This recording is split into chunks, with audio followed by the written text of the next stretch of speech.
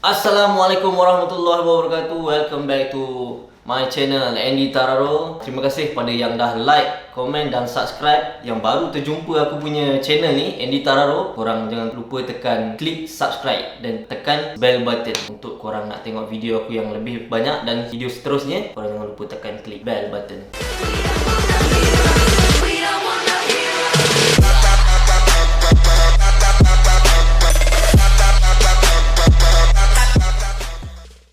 Okey, hari ni seperti yang dijanjikan pada waktu semalam, aku ada bagi story Q&A untuk korang tanya soalan apa-apa berkenaan dengan fotografi ke apa ke, pasal diri aku ke, aku cuba jawab. Dan hari ni aku buat video untuk korang dan cuba jawab soalan yang korang berikan pada aku lah. InsyaAllah aku dapat bagi manfaat sedikit untuk korang. Yang mana yang tak dapat jawab tu, minta maaf lah, sebab kadang-kadang soalan yang bukan ke apa ke, aku tolak tepi dulu. Aku jawab soalan yang kenaan dengan fotografi ke, yang penting dululah pasal diri aku sikit ke. InsyaAllah aku cuba jawab yang terbaik untuk korang. Okey, soalan yang pertama aku tengok dulu dekat IG aku tu, memang banyak orang tanya, tapi aku jawab yang penting-penting dulu. Okey, soalan yang pertama, kawan dari Instagram aku, Nami nama dia, Nami fotografer.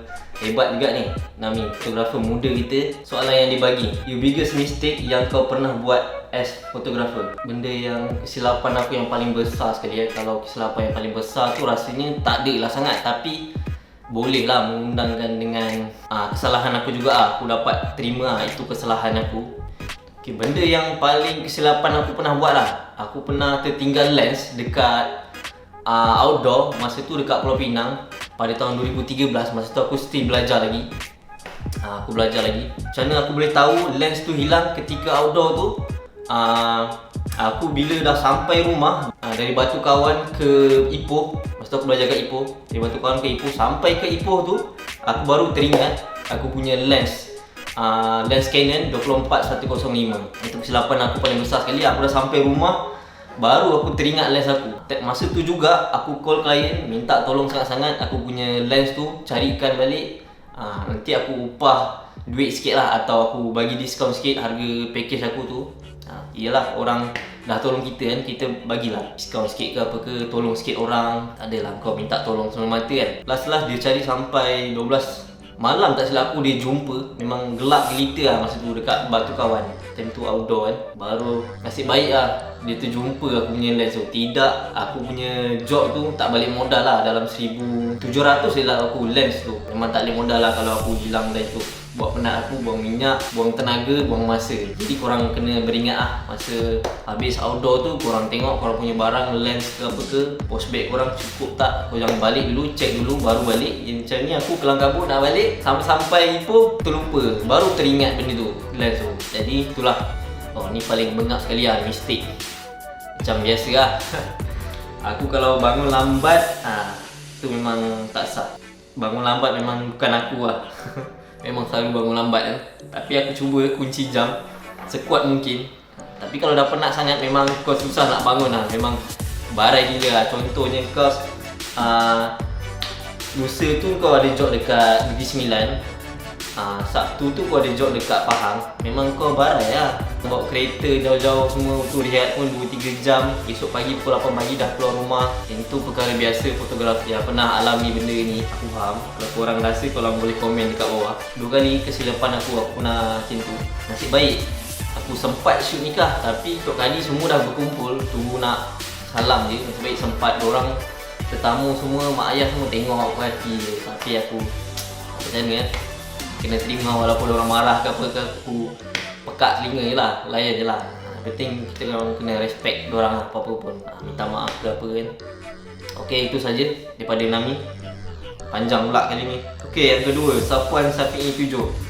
Ni biasalah, kawan baik fotografer aku, selalu follow. Macam mana awak keep motivation buat bisnes fotografi ni? Biasa lah, bisnes ni, dalam fotografi ni ada naik ada turun. Kita tak adalah sepanjang masa kita naik. Bila kita tengah down tu memang down. Tengok musim juga. Kalau contoh musim bulan puasa ke pertengahan ke, memang sale tu kurang. Lagi dengan sekarang ni banyak gila fotografer yang dah pandai, dah ambil gambar semua, yang newbies yang letak harga murah lagi. Okey, yang penting korang kena bertindak. Bertindak tu kunci kejayaan. korang kena buat marketing ke, korang buat website korang ke, untuk padukan lagi korang punya fotografi korang supaya korang nampak interesting lah untuk orang booking korang punya package. Satu, gambar pun dalam feed korang pun korang pun kena susun pun korang punya layout macam mana, susunan lagi nampak cantik. Gambar killer shot yang korang perlu upload dalam feed Instagram tu, korang janganlah upload semua sama. Korang ada perbezaan sikit, ada close up, wide angle, ada detail sikit. Klien nampak perbezaan dari korang punya hasil gambar lah. Jangan korang letak gambar sama kan. Penting kena disiplin lah. Disiplin tu penting lah dalam bisnes ni. Korang tak boleh nak kejap rajin, kejap malas, kena konsisten lah. Biasalah, normal lah, manusia tak pernah perfect, mesti ada kesilapan lah. So korang kena cuba sustain korang punya bisnes tu. Jangan give up, teruskan usaha korang. Selagi korang mampu, ada tenaga korang untuk buat bisnes ni, korang teruskan je. Tak kira lah korang tua ke apa ke, macam aku, selagi ada permintaan orang nak upah aku shoot fotografi wedding ke apa ke, aku still ambil, cuba je. Selagi aku masih sihat. Lain lah kau dah sakit ke, tak larat ke, rasa dah surrender ke, tu lain cerita lah. Itu mungkin 20 tahun akan datang ke, umur kau dah 40 ke, macam tu lah. Mungkin kau nak stop ke. Itu saja. Mungkin nak terjawab Safwan Safi'i. Bila nak kahwin dari Tita Muhyiddin. InsyaAllah kalau ada rezeki tahun ni. Kalau tak ada rezeki tahun ni, InsyaAllah tahun depan. Kalau tak ada tahun depan, InsyaAllah tahun lagi. Macam itulah. Kita pun tak tahu kan, Tuhan je yang merancang. Okay, Ismi Hakim, fotografer. Aku lupa nama fotografer dia. TRF. Aku tak tahu aku masuk TRF tu. Lupa dah. Siapa referen Amirul Effendi? Okay, referen aku yang biasa aku follow dia, belajar. Aku tengok orang punya style, dia punya angle, orang punya colour. Seakan-akannya aku cuba ikut orang punya cara. Tapi susah nak ikut orang punya cara tu sebab orang punya klien-klien yang betul-betul high end, yang betul-betul sanggup invest duit dekat gambar semua mata. Diorang boleh dapat gambar yang cantik lah. Contoh-contoh aku sebut yang international saja. Contohnya yang Azio, Studio Foto, Terra Logica, Mayat Studio dan juga Photo Inspiration lah. Photo Inspiration tu pelbagai gambar-gambar wedding daripada international. So aku follow dekat situ lah. Diorang punya tone, diorang punya angle, diorang punya intimate diorang macam mana, cara diorang shoot. So aku belajar sikit-sikit lah kat situ. Okay, yang seterusnya, banyak tanya soalan fotografi je. Cuba tanya soalan lain ni. Okay lah, fotografi lagi. Syamil Muhammad, orang Kelantan ni, orang Kelantan. Kelebihan dan kelemahan lens 35. Okey, bagi aku 35mm ada dua je kelebihan dia dan kekurangan dia. Dua. So aku boleh bagi tahu kelebihan dia. 35 ni boleh all the way untuk shoot wedding. Korang tak perlu bawa lens banyak-banyak, contohnya 85 ke, 50mm ke, wide ke. So korang boleh shoot wedding menggunakan 35 tu all the way ni. Tak perlu tukar lens lain-lain. Kalau korang ada satu lens tu pun dah cukup dah untuk buat wedding. Kelebihan dia boleh crop sampai 50mm kalau korang ada body yang latest ni, macam Sony tak silap aku yang boleh crop sensor 50mm. Contoh kalau korang setting dalam body Sony tu, korang boleh adjust lens korang 35, korang boleh adjust 50mm jadi crop. So korang ada dua lens lah kat situ. Dah jimat korang punya depth of field korang. Okay, kalau kekurangan pula, kalau depth 35 ni all the way je, kadang bosan juga. Korang tak nampak betul-betul tight punya fokus, tight punya depth dan juga wide punya feel. So nampak bosan lah kalau korang buat album tu. Kalau boleh berbeza punya lens lah. Korang ada 35 ke, korang ada 24 ke, ada 85 pun okey lah. Okey, yang seterusnya, Arif Haikal. Best prime lens untuk shoot wedding, cakap Arif Haikal comel. What? Best prime lens untuk wedding 24mm, 50mm dan juga 85mm lah. Ketiga-tiga lens ni memang nampak perbezaan dari segi depth dia. 24 kelebihan dia macam shoot group foto ke atau macam bilik sempit ke.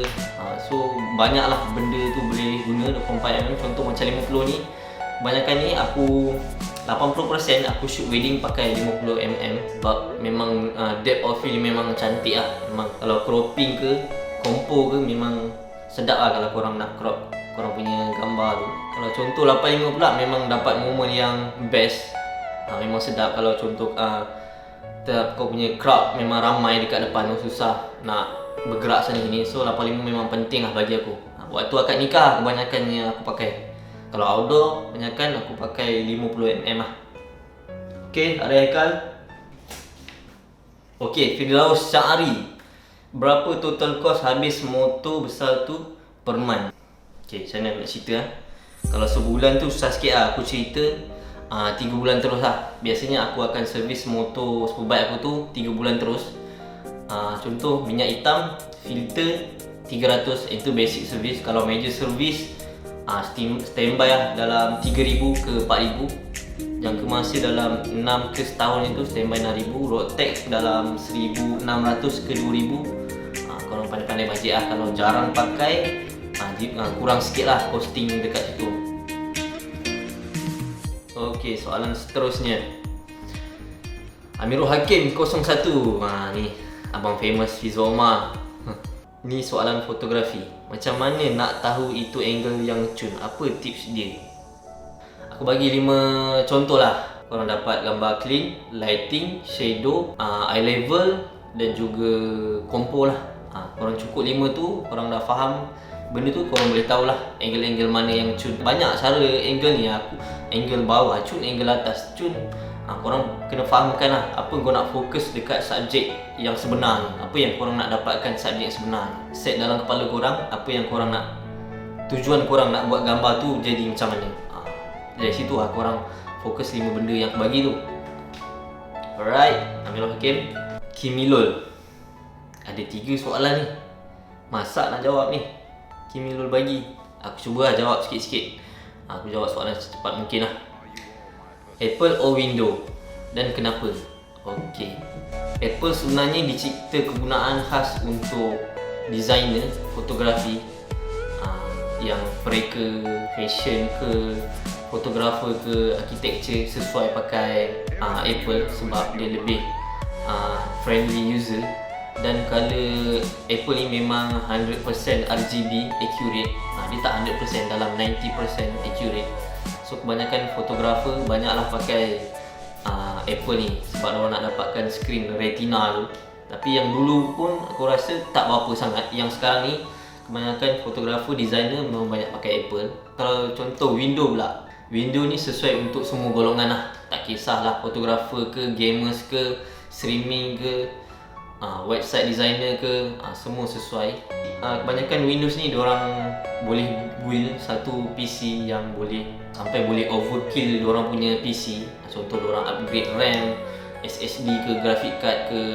So kalau rosak ke diorang punya spare part semua dalam tu, diorang boleh tukar yang lain kan. Tak perlu nak tukar laptop baru sebiji kan. Macam Apple kan, tak semua part yang boleh cabut. Dia punya dah solder semua dia punya dalam tu.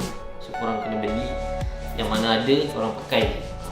Dan korang rasa macam tak puas kan, korang jual laptop, korang beli yang lain. Macam itulah. So, bila awak akan shoot?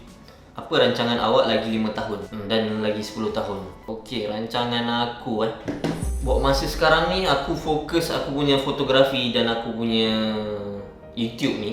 Aku sekarang ni aku memang fokus pada minat dulu. Bila fokus pada minat dulu, and then duit tu akan datang sendiri lah. Kita tak tahu lambat atau cepat. Yang penting korang kena disiplin, fokus apa yang korang minat tu. Jangan mengalah, jangan give up. Apa-apa dalam hidup ni kita jangan give up lah. Kalau korang rasa give up, contoh macam korang kerja ni sebulan, contoh kau kerja dengan company ni, contoh korang kerja dengan company ni sebulan je, betul kau rasa macam tak best kan, betul kau tukar juga dengan company lain. Dan seterusnya tukar gaji korang tahap level tu je. Bila korang konsisten dengan apa yang korang minat, korang akan berjaya dan terus berjaya, naik. Okey, Jul Fahmi, apa bakat lain yang anda ada selain daripada fotografer? Sisi lain diri anda. Bakat aku tak adalah bagus sangat kan. Adalah sikit-sikit. Contoh macam aku boleh shuffle ke, boleh nyanyi sikit, boleh lukis, boleh lah. Itu saja. Okey, seterusnya Nora Asfarizal.